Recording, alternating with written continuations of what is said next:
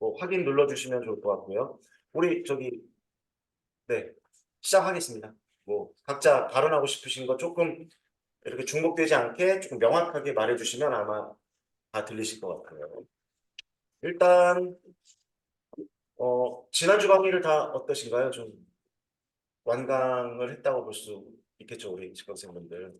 들으시고 난 후에 어떤 느낌?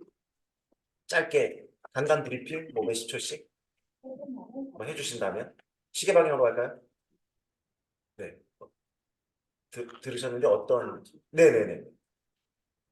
그 약간 1, 2월 달에 배웠던 내용이 어떻게 교과서에 대해 있는지를 좀 볼 수 있어가지고 좋았는데 아무래도 뭔가 양이 많다 보니까 이거를 어떤 거는 내가 외워야 되고 어떤 거는 내가 이해를 하고 넘어가야 되고 이거를 좀 구분하는 게 공부할 때 인강 들을 때는 교수님께서 이제 중요한 부분만 너무 이렇게 읽어주시니까 좋았는데 공부할 때는 아무래도 그 읽어보라고 하신 부분도 읽다 보니까 뭔가 그런 거 구분하는 게 조금 힘들었고 그리고 교수님께서 교과서에 나타나 있는 활동 같은 거, 이제 토론한 지문 같은 거 분석하라고 해주셨잖아요. 근데 이제 그 나름대로 분석을 하는데, 이게 단순히 이제 그 문단에서 핵심 문장을 찾는 수준으로 분석을 했는데, 이게 화법이나 아니면 나의 어떤 독해 능력에 유의미한 영향을 끼칠 수 있을까라는 생각을 좀 해서 그 부분에 대해서 좀 제가 한 게 맞는지랑 좀 의견을 좀 여쭙고 싶어가지고 그런 상태로 지금 원상 알겠습니다. 또 차차 이제 또 얘기 나눠볼 수 있죠. 어떠신가요? 좋았는데 이제 성취 기준을 좋아하면서 잘 주의 깊게 많이 하는 게 혼자 본 적도 없고 그러다가 또 이제 강의 듣고 이 성취 기준 보고를 난 교과서 보니까 이게 이렇게 나와 있구나 이런 걸 좀 느낄 수 있어서 되게 좋았던 것 같습니다. 지금 저기 줌 접속하시는 분들 목소리 들리시나요? 들립니다. 아, 잘 들려요? 작긴 한데 알아들을 수 있을 정도로 들리는 것 같습니다. 아, 감사합니다. 목소리 조금만 높여주시면 좋을 것 같습니다. 네. 부르신 다음에 들은 느낌? 네, 일단 1, 2월에 강의 들었을 때는 기본적인 이론을 바탕으로 뼈대를 잡아주셨다면 3, 4월에서는 좀 더 깊이 있게 내용을 다루어 주시는 것 같아서 좋았고 질문이 사실 어려웠던 부분들은 크게 없어서 많지는 않은데 그래도 이따가 한번 다 같이 논의해보면 좋을 문제들 이야기해보았으면 좋겠습니다. 네, 감사합니다. 네. 1, 2월 달 수준에서는 이렇게 교육과정이 어떻게 되어 있는지를 같이 많이 살펴봤었잖아요. 근데 사실 그때까지만 하더라도 좀 너무 당연한 얘기들이 많은데 이걸 어떻게 공부해야 되지라는 그런 막막함이 조금 있었거든요. 근데 이게 교과서랑 같이 보면서 이론들을 다시 짚어보니까 이 교육과정들이 이렇게 교과서에 펼쳐져 있었지. 나도 이렇게 배웠었지 하는 게 이렇게 생각나면서 반갑기도 했고, 그리고 이런 식으로 공부하면 되겠구나 하고 어느 정도 좀 뭔가 체계가 잡힌 것 같아서 좀 좋았다는 생각이 들었습니다. 구체화된 그런 네. 모습들로. 네. 감사합니다. 네. 저는 사실 국교론 인강이 완전 처음이고 어제 막 강의를 신청해서 듣느라 공부를 많이 해오지 못했는데 강의 들으면서 교과서도 살펴보고 그리고 성취 기준을 이렇게 뜯어보면서 어떤 게 중요한 단어일지 생각하면서 공부하다 보니까 더 공부가 잘 됐던 것 같습니다. 알겠습니다. 고맙습니다. 네. 저는 1, 2월에 배웠던 내용들을 이제 내가 크게. 학생들이 듣는다라고 생각하고 귀에 빡 꽂히게. 저는 이제 1, 2월에 제가 배웠던 내용들을 직접 선생님이 되어가지고 아이들을 어떻게 가르칠 것인가를 이제 이론들을 1, 2월에 배웠었는데 그거를 직접 이제 적용을 하기가 지금 이제 3월 달부터는 학습 활동이랑 성취 기준 이거를 같이 연계해서 하니까 조금 더 제가 연습하기에 좀 더 좋은 것 같아요. 연습하기에 좋다. 어. 네. 저도 비슷하게 뭔가 국교론이라는 과목 자체가 예전에는 조금 되게 개론서를 딱딱 엄청 읽어야 되고 뭐 여기서부터 여기까지는 뭐 꼭 정리를 해서 암기를 해야겠다. 약간 이런 생각으로 다가왔었던 게 국교론이었는데 이번 3, 4월 달 강의는 성취 기준이랑 교과서를 이렇게 직접적으로 보면서 어디에 어떤 이론이 이렇게 들어가 있는지를 보게 되니까 정말 확 직관적으로 이론이 다가왔던 것 같아서 정말 좋았습니다. 그러니까 이제 공통적인 부분들은 어찌됐건 그 교육과정 성취기준 추상적 이론이 좀 추상적인 부분이 있다. 근데 그게 교과서에 어떻게 형상화돼서 이제 실현되어 있는지를 아직은 어렵지만 아직은 다 파악한 건 아니지만 좀 그런 형상화되고 조금 직관적이고 이런 분들을 좀 느끼셨다라고 하셨어요. 혹시 여기 그 저기 줌 접속하신 우리 인강 수강생분들 중에 혹시 수업을 듣고 나서 느낀 점이 있으실까요? 없으실까요? 들리시나요? 들립니다. 네네. 혹시 강의를 들으셨을까요?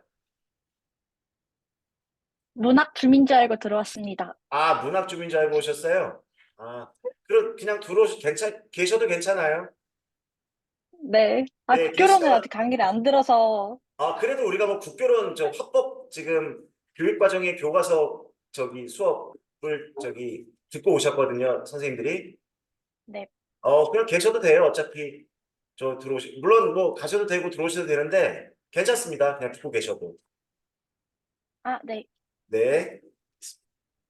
자, 그러면 우리 뭐 좀 구체적으로 가죠. 뭐 들어가서 뭐 이제 세밀한 것부터 해서 뭐 공부 방법 우리 지난 첫 시간에 했던 것처럼 뭐 자유롭게 뭐 어느 부분을 정리하는 게 어렵더라 뭐 어떤 내용이 좀 궁금한 게 있다더라 또는 나는 이렇게 봤더니 좋더라도 필요한 거예요. 그렇죠? 그런 부분들을 좀 자유롭게 좀 논의를 해봤으면 좋겠습니다. 뭐 자유롭게 순서 없이 이야기 한번 해보죠.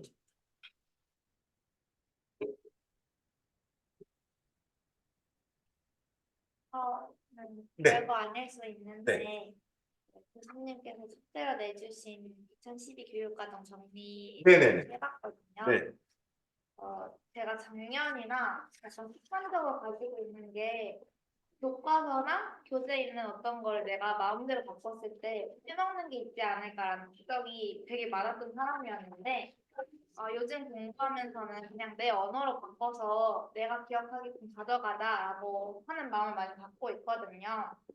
그래서 저는 기출 분석도 하고 있어서 어, 내가 모르는 거는 이 색깔로, 어떤 거는 저 색깔로, 질문할 거는 어떻게 이렇게 좀 나눠놓는 편인데 그런 식으로 이번 교육과정도 정리하다 보니까 어떤 키워드는 이렇게 해놔야겠다.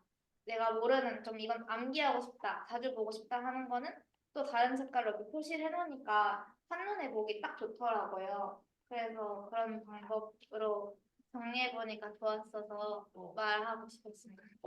그러면 저기 뭐야 교육과정 성취 기준 해설을 좀 정리를 해보셨단 말씀인가요?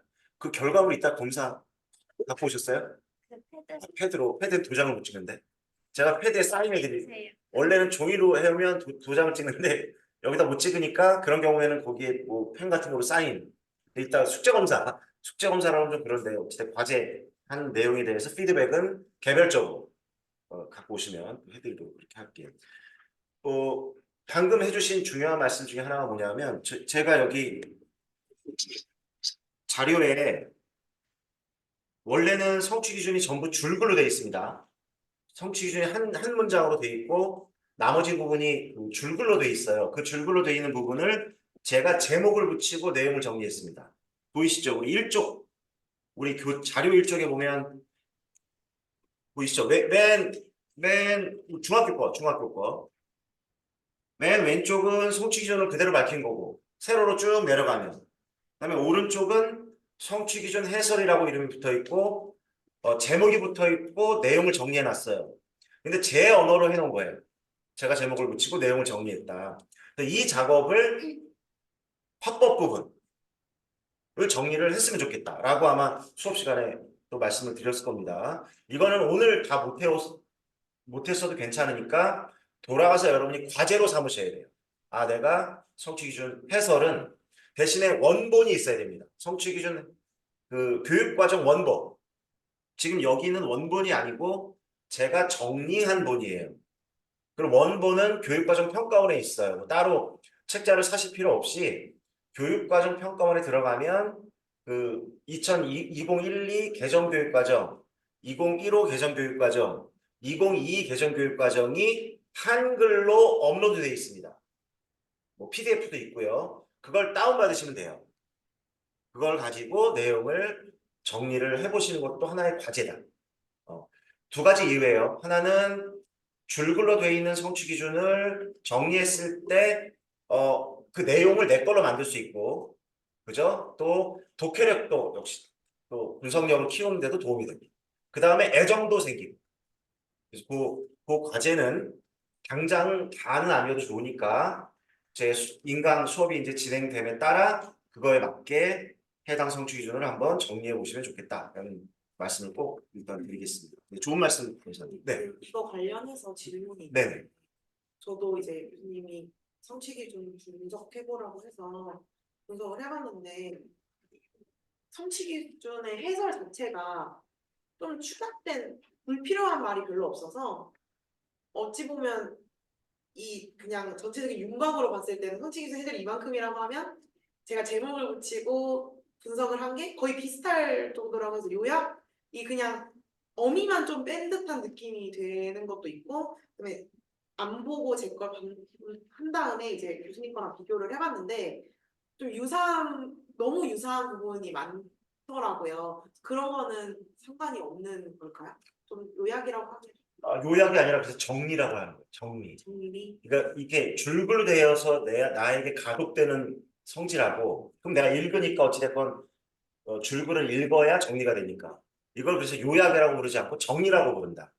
우리가 집 정리하듯이 막 어차피 다 너저분하게 입는 거 내가 알아 찾아 입을 수 있는데도 불구하고 옷은 뭐 옷대로 수건은 수건대로 뭐 장비는 장비대로 이렇게 서랍에다 정리하잖아요. 그 작업이라고 생각하시면 돼요.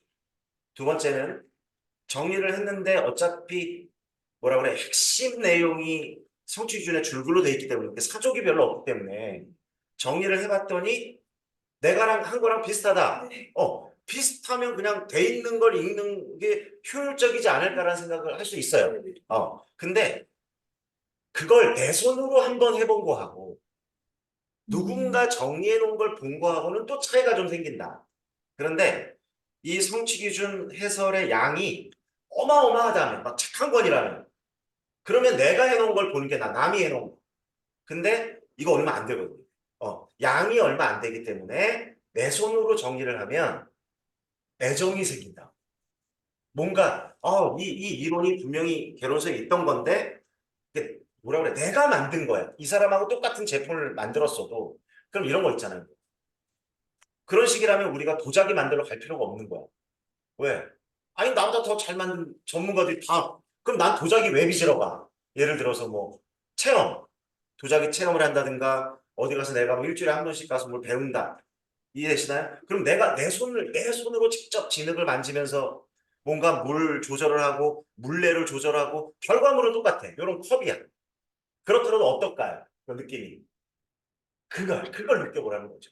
그러니까 양이 많지 않기 때문에 한번 시도해 볼 만하다. 그러면 정리하는 거는 이렇게 워드로 하는 걸 네. 추천하시나요? 아니면 워드가 추천이에요. 왜냐면 시간이 너무 많이 걸려요. 손으로 하면 수정할 수 있는 그러니까 장단점이 다 있는데 우리가 해야 될 게 너무 많아요. 정리해야 될 게. 그러면 사실은 시간상 그 다음에 수정의 그 용이성 또 덧붙이는 거의 용이성이 워드가 좀 더 좋겠다는 생각이 드는 거죠. 그죠? 네. 선생님, 저도 그 정리를 하는데 네. 이게 그 2012 성취 기준이랑 2012 그 해설을 기준으로 한 거잖아요. 네. 그래서 저도 그 아까 말한 것처럼 했는데 진짜 거의 똑같이 나와가지고 이렇게 하는 게 아닌가 싶어가지고 아, 2015하고 2022 그거 성취 기준 성취 그 기준 해설 그걸 따와가지고 중학교 1학년 합법 그 말하기 듣기 그거를 이제 1번은 성취 기준 이거다 이렇게 엮었는데 이렇게 하는 거 아니죠? 아니. 왜냐하면 왜 아니 아니에요. 왜 아니냐면 그러면 이제 이런 걸 이렇게 되는 거야. 2001의 성취 기준하고 이런 생각이 드는 거야 이제. 2001의 성취 기준하고 2015 성취 기준하고 2022 성취 기준을 막 엮고 싶어. 딱 옆에도 같이 하고 싶어. 욕망은 이해해요. 근데 어떻게 공부하는 게 좋냐면 그냥 2011, 2012를 쭉 끝까지 가는 거야. 끝까지. 그럼 끝냈을 때 이 작업이 내가 독해를 하는 거잖아요. 독해하고 정리하는 거잖아. 이 작업이 다 끝나고 났을 때 나와. 요걸 하기 전이나 중간에 나는 다르겠죠. 그러면 이걸 한 텀을 쫙 끝까지 돌려보면 나는 이전에 나와 달라졌어. 뭐가? 시간이. 물레를 돌려봤으니까 직접.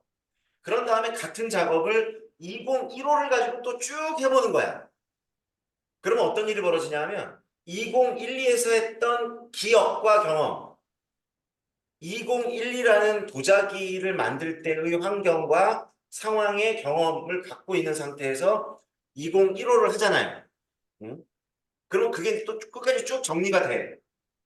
근데 이렇게 매치는 안 되죠. 현재까지는. 그런데 그러면 벌써 2단계를 거친 거야. 2단계.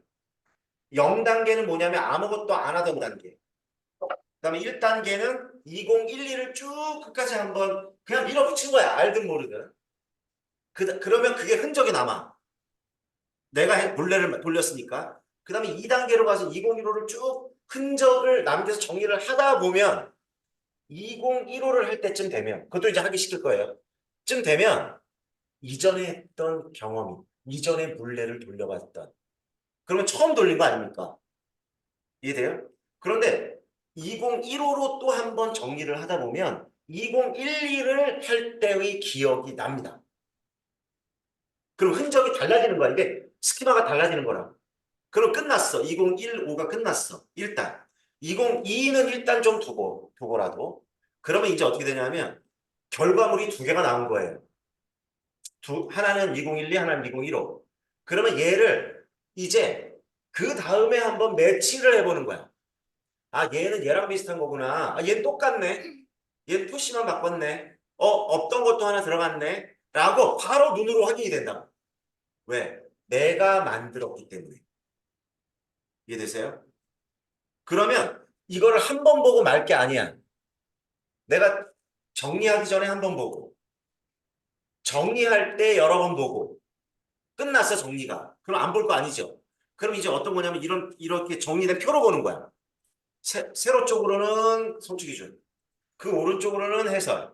근데 정리가 됐잖아요. 걔를 이제 이렇게 하는 거예요. 2012만 계속 보는 거야. 그걸 공부한다고 이제 보지 마시고, 딱 각 잡고 앉아가지고 난 얘를 다시 외울 거야 이렇게 보지 마시고 그냥 몇 장 안 되잖아요. 이거 다 춤춰봐야 서너 장밖에 안 돼요. 화법 다 모아봐야 앞뒤로 그럼 얘를 그냥 그래서 보는 거야. 들고 다니면서 보면서 제가 뭐라 그랬죠? 내가 한 거니까 내가 정리를 한 거기 때문에 애정이 있단 말이야 일단. 근데 걔를 계속 들여다봐. 계속 들여다보면 뇌에서 무슨 일이 생길까? 궁금한 점이 생긴다고요. 제가 금요일 날도 말씀드렸죠. 호기심. 공부는 호기심이 있어야 진짜 공부가 된다. 그러면 어떤 게 호기심이냐 하면 저희가 이미 12년 동안 성취 기준을 초등학교부터 고3 때까지 여러분이 모르는 선생님이 말 안 해줬지만 이미 교과서 안에 있었어. 그걸 내가 인식 못했을 뿐이지. 이렇게 공부 안 했을 뿐이지. 그러면 이미 여러분 머릿속에 거의 다 있어요. 대체로는 다 공부를 해왔어. 그러면 아는 거는 성취 기준 중에 이거는 좀 훨씬 더 빨라 이해가 돼. 어떤 거? 모르겠어. 궁금해. 그러면 뭐가 생긴다? 찾아보고 싶은 생각이 들어. 안으로 들어가고 아직도 안으로도 안 들어간 거예요. 그럼 안으로 들어간 자료가 어디 있어요? 우리 자료 속에 있는 거예요. 이해되시나요? 예를 들어서 뭐 중학교 성취 기준 네 번째 거. 예를 들어 뭐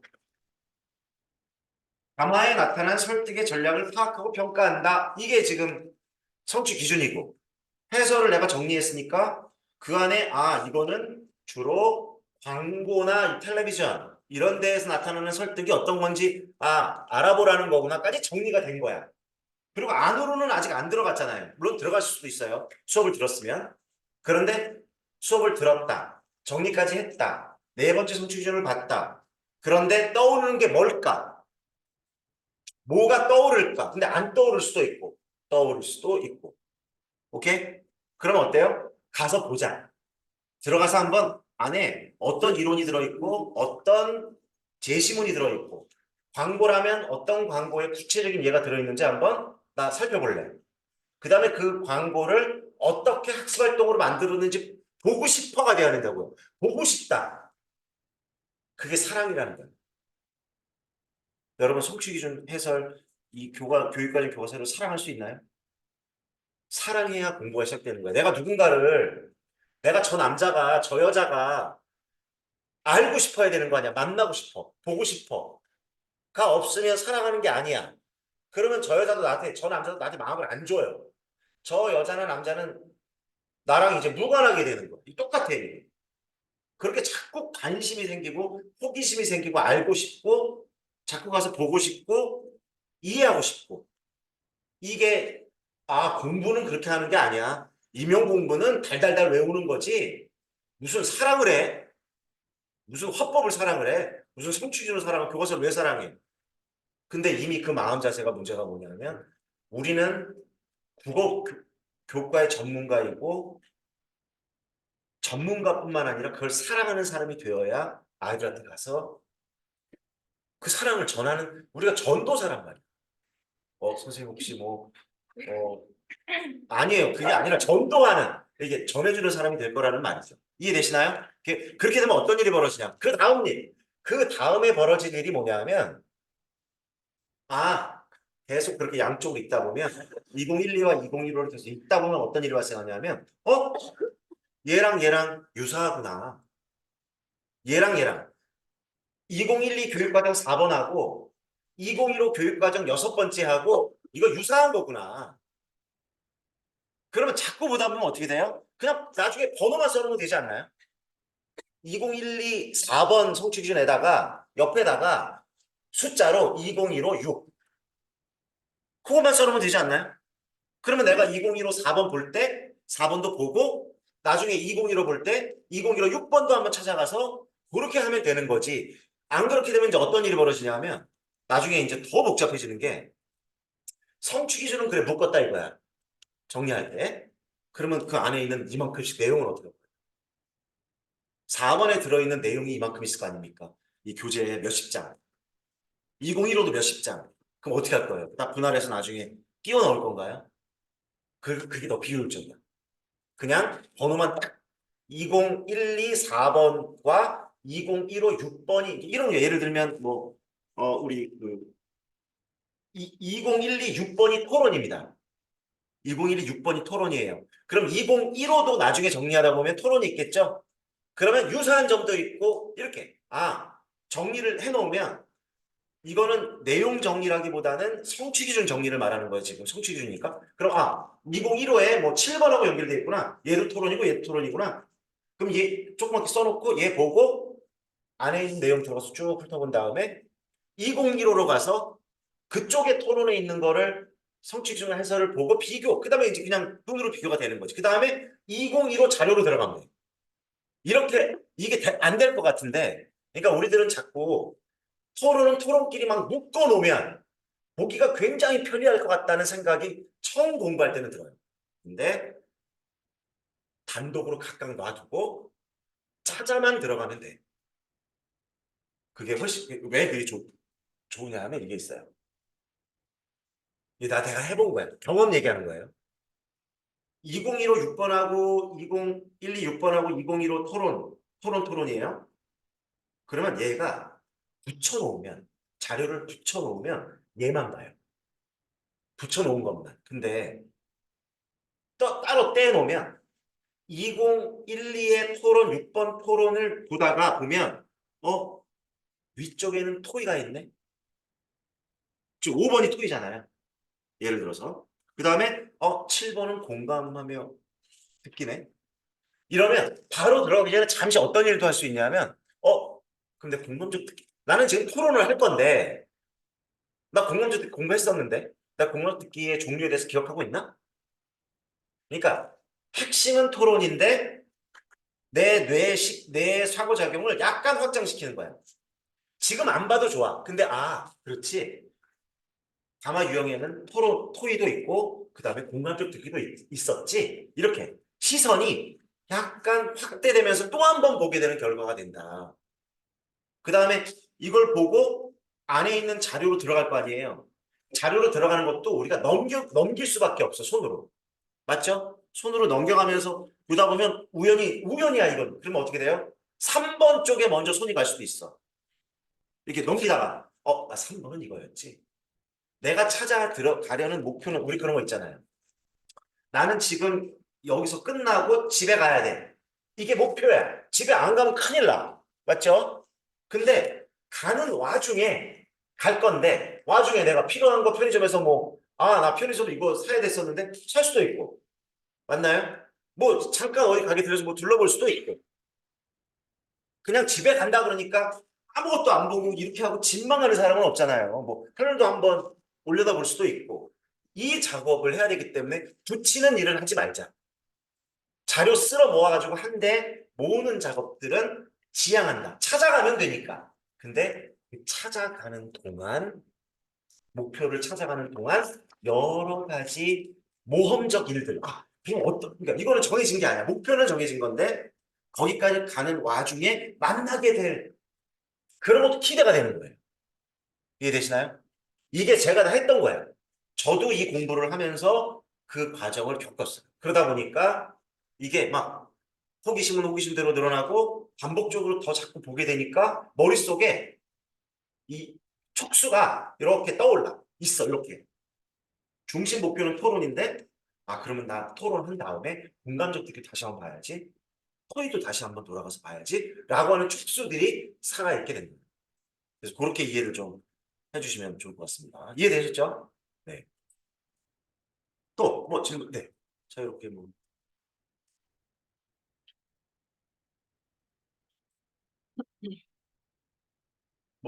구체적인 것도 좋고 어떤 거죠?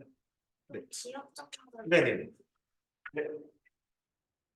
15페이지 교재. 네, 15페이지에 상황과 맥락으로 정리되어 있는 부분이 있는데 이 부분에서 끝에서 두 번째 줄에 그보다는 언어와 언어가 맺고 있는 관계 이거는 언어 맥락이라고 보았는데 그럼 언어와 상황이 맺고 있는 관계는 상황 맥락이라고 파악하면 돼요.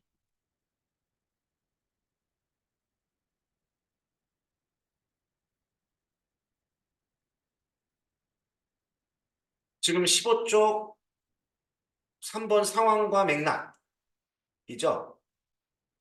거기에 밑에 두 번째 줄.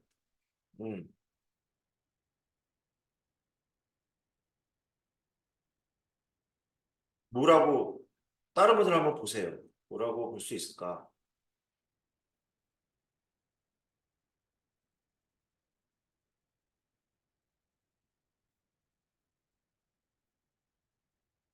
근데 우리가 이게 문단이 두 개로 돼 있잖아요. 그죠? 한번 읽어볼게요. 한편 맥락은 사전적 의미로는 사물따위가 서로 이루어져 있는 관계나 연관을 의미한다. 상황이 구체적인 일의 상태를 가리킨다면 맥락은 관련성이나 연계성이라는 추상적인 개념으로 볼 수 있다. 맥락의 개념이 이러하다면 맥락은 언어 자체도 아니고 상황 자체도 아니다. 근데 그보다는 이라고 말했죠. 지금 방금 읽은 부분에 이제 밑에 두 번째 줄. 그보다는 뭐뭐의 관계, 뭐뭐의 관계라고 파악해야 한다. 이거 말을 좀 애매하게 해놨어. 그러나 지금 두 번째 문단의 핵심적인 용어는 맥락이죠. 그리고 그보다는 이라는 말,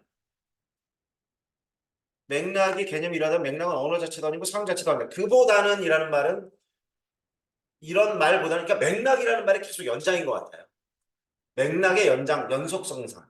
그러니까 언어와 언어 관계 맺고 있는 것도 맥락이고 언어와 상황이 맺고 있는 것도 맥락이라고 봐야 되겠다. 근데 표현을 마지막에 여기서 언어와 언어가 맺고 있는 관계가 곧 언어 맥락이다. 그 하여튼 크게 보면 다 맥락이라는 거지. 그냥 맥락이라는 것 속에 포함시켜도 될 것 같아요. 그럼 언어와 상황이 맺고 있는 관계를 어떻게 정의하면 될까요? 정의. 네. 이게 정의인데. 예를 들어서 시험에서 빈칸 뚫어놓고 언어와 상황이 맺고 있는 관계를 뭐라고 부른다 이런 식으로 맥락. 나오면 맥락이라고 부르. 아, 그러니까 이게 개념이 되는 거지. 그 맥락 속에 여러 가지 여러 가지가 있지. 부분들이 있잖아요. 그렇죠.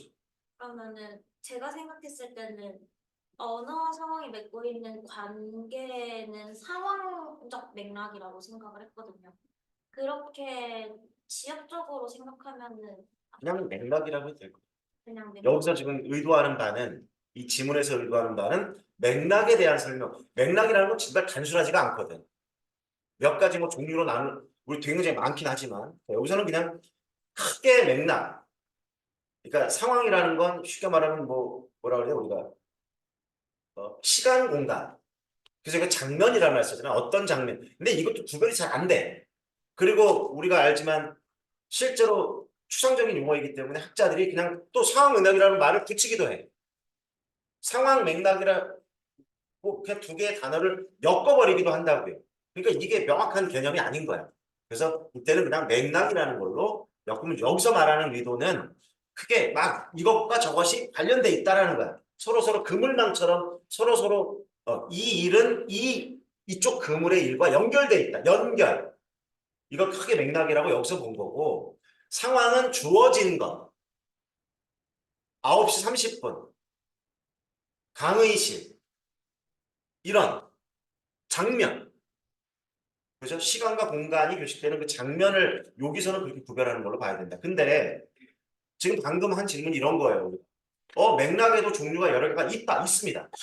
있고 그 종류를 우리가 화법 장문 독서에서 뭐라고 불렀냐면 상황 이때 말하는 상황과 맥락과는 이걸 중요. 일단 상황 맥락이 있고 상호 텍스트 맥락이 있고 그다음에 사회문화적 맥락이 있고 또 크게 이렇게 세 개로 나누기도 해요. 이건 절대적인 건 아니에요. 그럼 이때 상황 맥락이라는 말 속에는 우리가 화법 독서 장문 정리할 때 뭐였어요? 상황 맥락에는 시간도 있고 공간도 있고 그다음에 뭐 독서라면 독자도 뭐 장문이라면 독자도 있고 필자도 있고 뭐 교사도 있고 교사의 뭐 어떤 교실의 어떤 포용적인 것도 있고 가정의 문시적 환경도 있고 맞나요? 이렇게 조금 그렇게 들어가요. 여기서는 그 말은 아니다. 이 용어에서 뭐 언어와 상황이 맺고 있는 관계를 상황적 맥락 하나로 단정해야 되나요? 라고 말할 수는 없다. 그러면 왜 언어 맥락을 맨 마지막에 굳이 그러니까 이게 완벽한 게 아니라는 거야. 우리가 성경이 아니라고 자꾸 비판적 사고를 하셔야 될 게 필요하다. 우리는 자꾸 어떤 뭐 교수님이 어떤 이론서에 글을 썼으면 완전 무결하다고 자꾸 생각하는 경향이 있어요. 그렇지 않다. 우리는 대의적으로 판단할 뿐이다. 그럼 대의적으로 두 번째 문단의 핵심이 뭡니까? 맥락에 대한 설명 아니었나요? 그럼 맥락으로 끝나야지. 그죠? 그래서 조금 불필요한 사족을 붙인 걸로 본다. 이렇게 하네요. 네, 또 질문.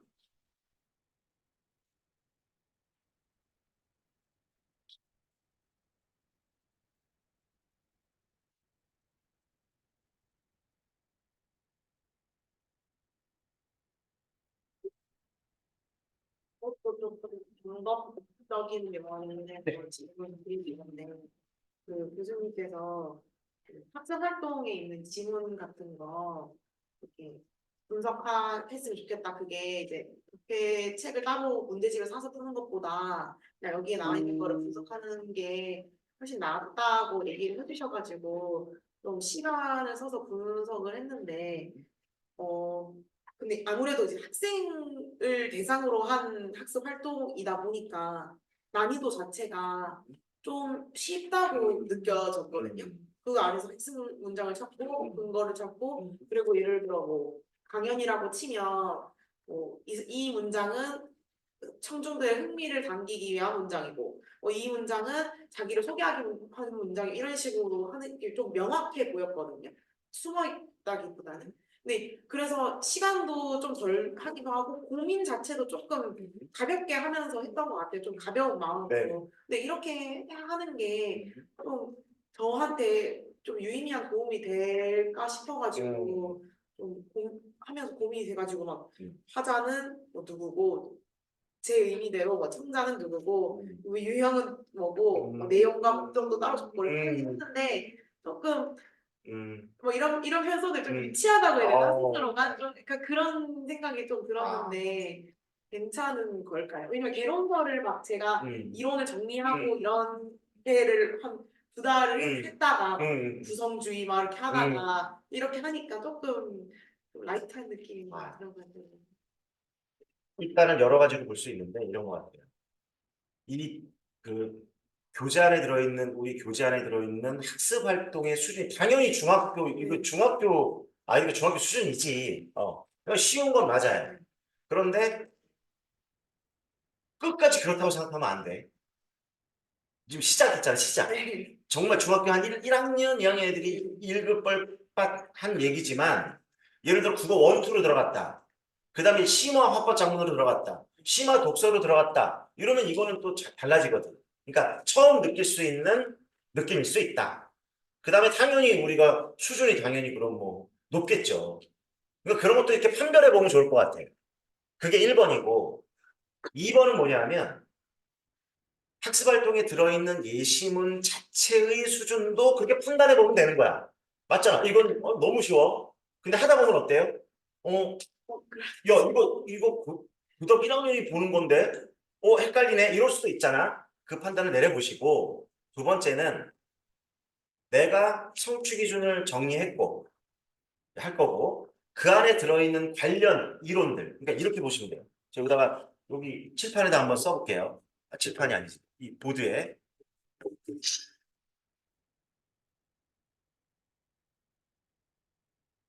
요게, 좀 진하게 할까요?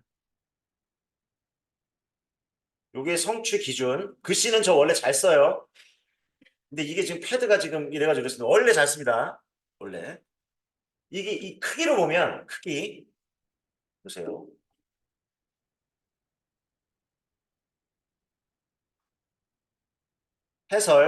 해설은 성취 기준 해설입니다. 성취 기준 해설. 이게 크기가 뭐냐면 이 화살표가 크기를 얘기하는 크기. 왜냐면 성취 기준은 한 줄. 성취 기준 해설은 조금 더 길어. 맞죠? 그 다음에 그 뒤에 우리 교재. 우리 교재를 보다 보면 이 뒤에 뭐가 들어있습니까? 관련 이론을 좀 확장시켜 놨어요. 맞죠? 그 다음에 줄였을게요. 학습활동. 이게 제일 커요. 이놈의 덩어리가 제일 커. 이렇게 돼 있어. 작은. 이렇게 작은. 야, 이거 봐라. 죄송합니다. 이게 제가 이게 처음 하는 거라 지워졌네요. 그럼 이렇게 지우고 다시 그냥 다시 쓰진 않고요. 크기가 이렇게 돼 있다는 거예요. 이런 식으로. 성취 기준 해설, 그 다음에 성취 해설에 딸려있는 간략한 이론들, 그 다음에 뒤에 큰 덩어리, 지문을 포함한 실제, 여기가 활동이니까 얘가 실제 예문이에요. 실제 예문. 거기에 사실은 학습 활동이라고 이름을 붙였지만, 자, 뭐뭐 해보자. 내용을 파악해보자라고 돼 있지만, 이 말을 끝을 살짝 바꾸면 뭐다? 다 물음표예요. 다 질문이라. 이건 뭘까? 등장하는 인물은 누굴까? 여기서 화자가 주장하는 바는 무엇일까? 찾아보자라는 형태로 돼 있지만 사실은 다 질문이야. 문제야, 문제. 실제 예문과 그 예문에 따른 문제다, 문제. 요게 학습활동이죠. 그러면 이렇게 봅시다. 예문이 너무 쉬워. 예문의 난이도가 너무 쉬워. 내가 생각하기에. 예문의 수준이 이렇게 낮아. 그러면 뭐를 빨리 판단하면 되냐면 요약 빨리 한 다음에 얘가 어떻게 실현돼 있을까? 요것만 파고 넘어가면 돼요. 그렇잖아. 누군가에게는 어떤 지문이 너무 쉬울 수도 있고 모두에게 공통적으로 쉬울 수도 있고 누군가에게는 조금 어떤 지문은 이제 뒤로 갈수록 누군가는 좀 시간이 걸릴 수도 있고 이거는 또 개인마다의 차이일 수 있을 것 같아. 그러면 내가 지문들이 너무 쉽네. 요약이 너무 잘 되네. 그러면 일단 자기를 칭찬하세요. 딱 좋은 거잖아. 일단 자기를 사탕 하나 먹여주고 그리고 뭐 한다? 바로 빨리 정리가 되면 바로 여기 있는 성취 기준하고 해설하고 이론이 무슨 의도이구나. 이거 빨간색으로 할게. 이게 되게 중요한 얘기를 하는 거야 지금. 여기에 이것들의 의도가 이거 왜 이렇게 만들어놨구나만 알고 가면 되는 거 아닌가요? 그러니까 쉽고 어렵고를 우리가 구별하지 말고 빨리 됐으면 오케이 칭찬 한번 딱딱 해주고 어떤 의도로 이 지문을 선택했으며 이 지문과 활동은 이 성취 기준에 무관하지 않다는 게 중요한 거예요. 이것과 무관하지 않게 만들어졌다는 그거를 파악하는 게 우리가 시험장에 가서 해야 될 일이 뭐냐 하면 시험장에 솔직히 뭐가 나오는 거예요? 우리 수준에 맞는 학습활동 나오는 거 아닌가요? 지문 발문 나오고 지문 나오고 보기 조건 보기 나오고 작성 방법 나오고 이거 하나의 사실은 큰 학습활동 아닙니까? 근데 뭐가 파악이 안 돼서 1번 뭐가 안 돼서 의도 파악이 안 돼서 문제를 못 풀거나 또는 지문을 빨리 독해 못해서 문제를 못 푸는 경우가 생기잖아요. 그럼 지문이 좀 쉽지만 그렇게 활용한다면 빨리빨리 그걸 활용하면서 넘어갈 수 있지 않을까라는 생각이 듭니다. 좀 되셨나요? 이해가? 오케이. 좋습니다. 다음 또 궁금한 부분들. 그러면 네. 학습 활동에 나와 있는 질문들을 네. 요약할 때, 그러니까 정리를 할 때 저는 문학 작품을 정리하는 것과는 조금 다른 방식으로 정리를 해야 한다고 생각을 하는데, 어떤 방식으로 정리를 하면 좀 더 효율적일 수가 있는지. 사실 사각 청자 이런 것들을 분석하는 거는 큰 의미가 없는 것 같아서 어떤 식으로 분석하는 게 그 의도를 좀 더 명확하게 어떻게 해보셨을까? 경험으로 따져서 본인은? 그냥 읽고 문단별로 나눠서 예를 들면은 말하기 내용이면 이 발화자가 어떤 주제로 어떤 목적을 가지고 말하고 있는지 그런 것들을 중점으로 요약해서 정리한 것 같아요. 잘한 것 같아요. 네, 잘한 것 같아요.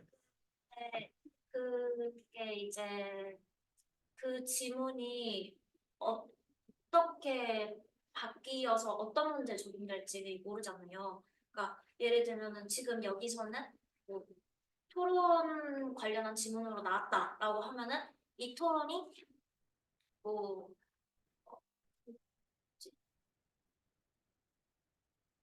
그 교차 신문이 되는 토론인지 아니면은 그냥 토의랑 비슷하게 생긴 토론인지 이런 식으로 뭐 분석을 할 수 있는 것까지는 할 수 있는데 그게 다른 의도로 문제에서 물어볼 수도 있잖아요. 그럴 때는 어떤 식으로 좀 더 자세하게 분석해야 하는지 아니면 그냥 그 학습 활동에서 나타나는 성취 기준, 해석 이론 이것만 분석해도 되는 건지 그 의도만 파악해도 되는 건지 그럼 될 거.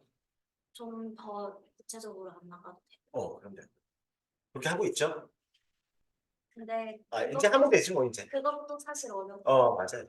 그러니까 일단은 우리가 저게 많아. 욕심이 많아. 일단 많이 하고 싶어. 근데 성취 기준 해설하고 해설 이게 정리하고 그다음에 해설 성취 기준 이해하고 성취 기준이 제일 짧기 때문에 가장 많은 우리가 말하면 제목하고 똑같아.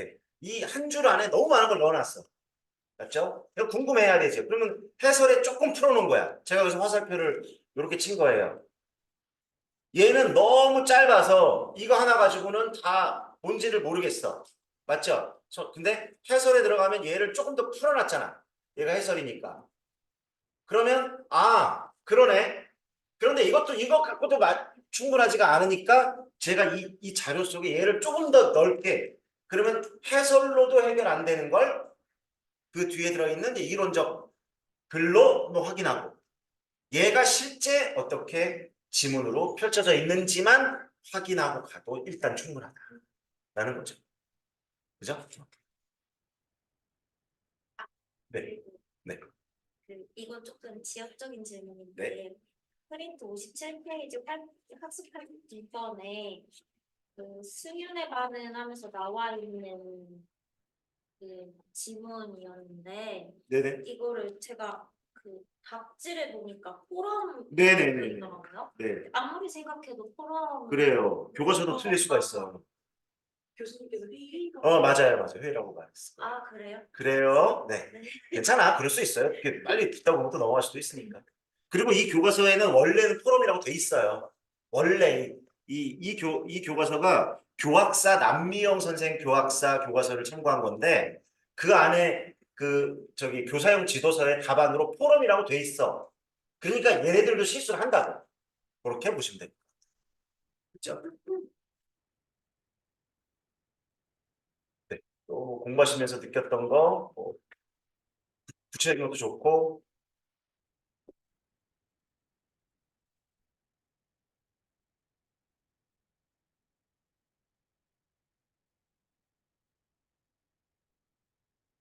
그러면 여기 성취 기준이 나와 있고 네. 관련된 이론이 나와 네. 있잖아요. 네. 저는 사실 올해 2월까지도 계속 개론서를 보면서 독학을 했었어가지고 그럼 이거랑 개론서를 어떻게 엮어야 되지 싶더라고요. 어떻게 찾아보는 게 좋을지 여쭤보고 싶어요. 그러면 이것도 중요한 질문을 해주셨습니다.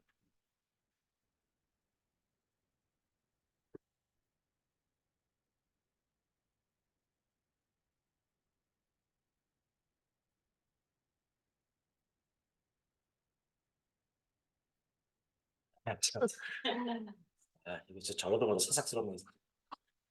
안 지워져요. 네. 죄송합니다. 자, 지금 두 가지 말씀해 주셨어요. 하나는 그 다음에 이게 뭘 잘못 누르니까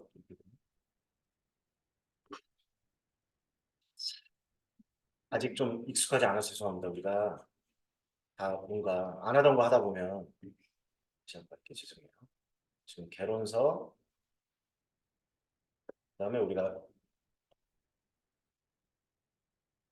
교사용 사실은 지도서죠. 정확히 말하면 교과서라고 말하고 있는데 우리가 지금 갖고 있는 이 내용은 교과서가 아니에요. 교과서에 선생님들이 이제 보시는 자료들이 이제 포함되어 있는 거죠. 그런 말씀인 것 같아요.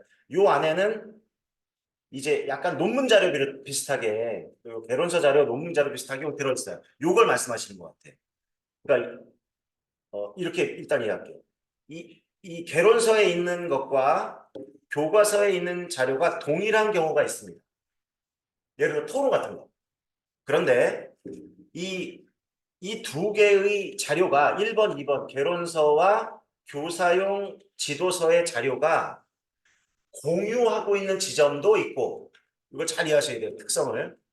공유라는 건 개론서의 내용이 그대로 교사용 지도서의 자료 내용으로 들어간 경우가 있습니다. 공통적으로. 그런 것도 있고 개론서에서만 언급하는 그러니까 개론서를 봐야만 하는 거는 또 개론서에 있는 게 있고 또 교사용 지도서를 봐야만 알 수 있는 내용이 분리되어 있어요. 그렇게 이해하셔야 될 것 같아요. 일단. 그러면 개론서에 있는 내용과 교사용 지도서에 있는 내용이 동일하다면 예를 들면 이겁니다. 교육반 2012, 2015, 2022 공통적으로 토론이 들어있어요. 교과서에도. 그 다음에 개론서에도 토론이라는 아예 장이 있죠. 그러면 이 경우는 제일 좋은 게 정리되어 있는 개론서를 먼저 확인해 보는 게 좋아요. 그래서 1, 2월 달에 개론서를 한 거야. 딱 처음부터 끝까지 토론이 있다. 근데 뭐가 다르냐 하면 교육과정, 성취기준, 즉 교과서 속에 들어있는 토론은 원래 토론 이론이 있는데 이 토론 중에서 어떤 부분은 중학교에, 어떤 부분은 1학년에, 어떤 부분은 학법과 작문에 나눠 놓은 것이다. 왜냐하면 교과서를 만들어야 되는데 이분들이 이 개론서를 만든 전문가 아닙니까? 근데 중학교 1학년 애들한테 너무 어려운 토론의 이론들을 막 집어넣을 수가 없어. 중학교 1학년, 2학년 과정에. 그래 가장 기본적인 것부터 하자. 이렇게 돼 있어요. 이해되시죠? 그래서 화법 같은 경우는 대체로 1, 2월 달에 했던 것처럼 화법도 이 교육과정의 교과서를 가만히 이 성취를 들여다보면 담화 유형이 중심이라 말씀드렸어요. 담화 유형. 토의, 토론, 협상, 그죠? 뭐 연설, 발표, 이게 기억하시나? 척추라는 말씀 제가 여러 번 드렸는데. 맞죠? 이 척추는 개론서로 제가 우리 교재도 있고, 그거로 딱 다시 계속 확인하시는 게 좋아요. 그런데 제가 뭐라고 말씀드렸냐면, 우리 개론서도 사실은 척추가 위주예요. 아까 토의, 토론, 협상 이거가 중심으로 돼 있습니다. 그런데 교과서를 봐야만 우리가 말하는 근육들, 신경망, 섬세한 신경망과 근육들은 교과서를 보지 않으면 잘 안 돼. 그래서 지금 개론서 정리와 교과서 속에 들어있는 자료를 어떻게 정리하냐? 그러면 일단은 개론서에 대한 그래서 1, 2월 기본적인 어떤 그러면 우리 기본 이론방 교재, 화독작 다 들어있는 교재 또는 내가 갖고 있는 개론서의 그 책을 자꾸 점검하면서 그 이론들을 검토를 꼭 하셔야 돼요. 그거는 교육과정의 교과서만으로 부족합니다. 부족하기도 하고 다 따로 떨어져 있어요. 이렇게. 떨어져 있어. 그러니까 이걸 묶으려면 이론서의 토론 이론을 공부하시거나 정리하시거나 하는 게 좋겠다. 그런 다음에 성취기준, 우리 지금 하는 이 교과서로 갑시다. 지도서. 여기에 이 이론서가 어떻게 쪼개져서 펼쳐져 있는가. 그렇게 이해를 하셔야 되고요. 이 이론서에 없는 내용들도 많아요. 근데 그걸 구별해내야 돼요. 우리가 말하는 화법교육론 2권의 이론서, 국어 교육이란 우리 뭐였 이름 맨날 까먹어. 박지원 선생님 쓴 책 사평에서 나온 거. 맞아요? 국어 교육을 위한 데서 있어요. 개정 이름 바꿔서. 교육을 위한. 네, 맞아요. 이름이 바뀌었나 봐요. 그 책 있잖아요. 자꾸 바뀌니까 이름도 기억이 안 나. 그거 왜 얘기했지 근데? 책 2권, 이론서 책 2권. 나도 기가 막혀 내가 말하니까 까먹어. 이론서 책 2권을 모두 정리는 못하더라도 제가 여러분이 읽어보기도 하고 필요한 걸 발췌해서라도 부분적인 정리 해보거나 아니면 그것도 힘들면 제가 자료를 정리해 드렸습니다. 기억나세요?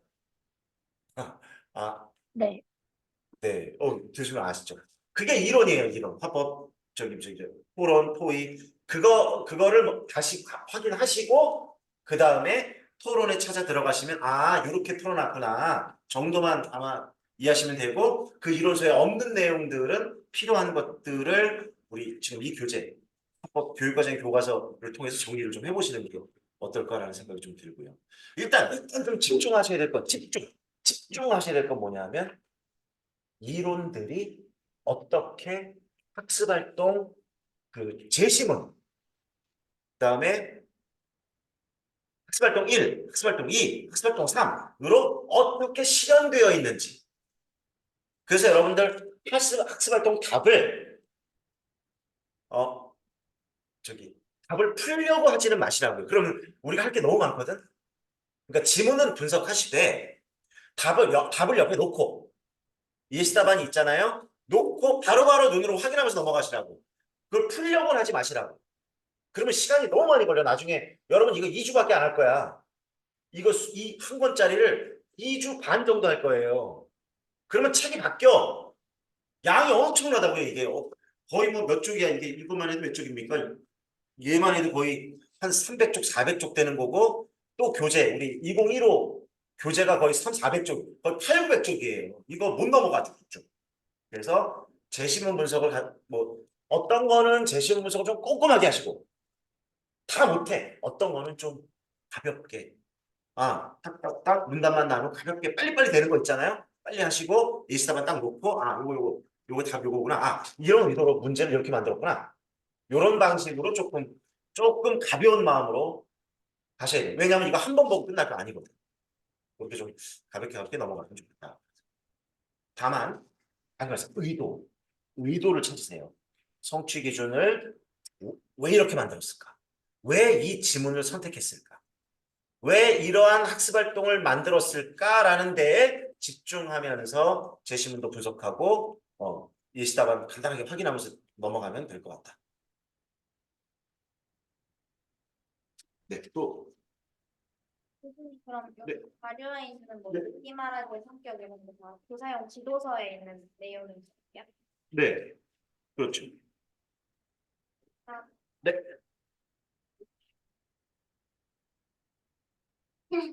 또 뭐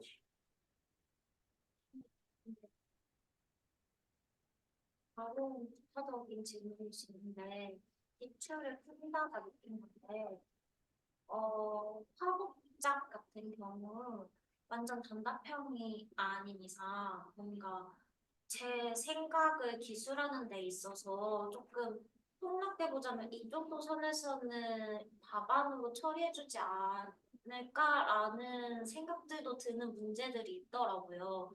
그래서 교수님께서 항상 실생활에 대입해서 상식선에서 생각하라고 하셨을 때 제가 생각한 답이 될 수 있는지에 대해서 항상 의문을 품거든요.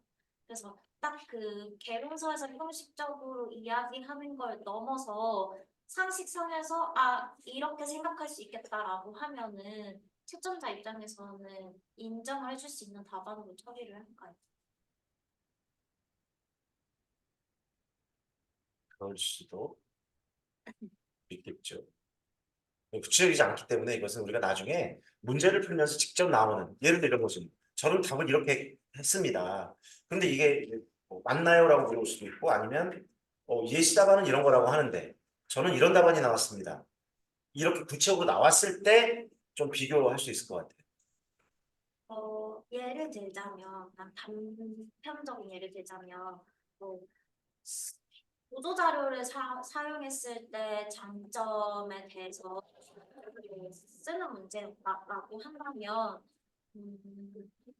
사진을 보여줬을 때 뭔가 그 객관적이고 사실적인 정보를 전달할 수 있다가 예시 답안이었다면 저는 사진을 보여줌으로써 청중들에게 어떤 관심과 호응을 유도할 수 있다 이런 식으로 썼다고 해도 크게 위배되는 그러니까 틀린 답안이라고 보기는 어렵지 않은가. 그 부분도 우리가 문제의 맥락을 떠나서는 논의하기가 어렵다. 그러니까 그 문제의 의도가 있다는 거예요. 쉽게 말하면 내가 무슨 답을 써야 할지는 그 문제 속에 이미 장치가 마련되어 있다.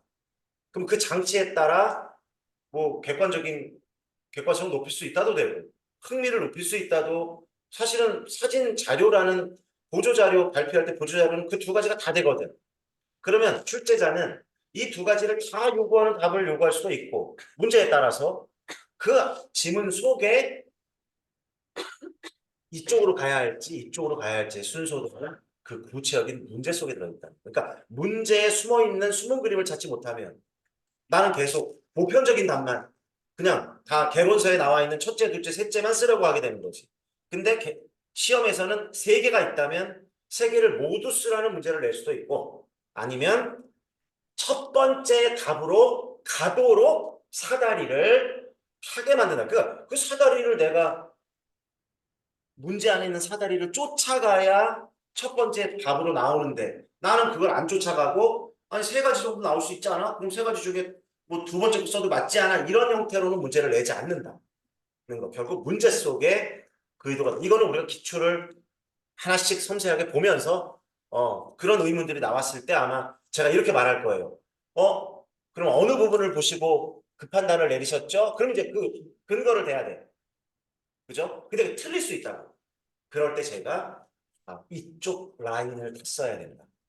이쪽 라인이 아니고 이쪽 순서도의 힌트는 여기 숨어 있다라는 걸 제가 자꾸 보여드리면 아마 그 실수들을 좀 오류들을 조절할 수 있지 않을까 생각이 들어요.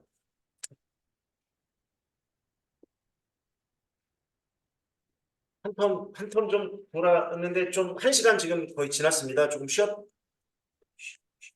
쉬었다 가도 되겠죠? 여러분들, 예, 한 10분 정도 쉬었다가 다시 시작하도록 하겠습니다.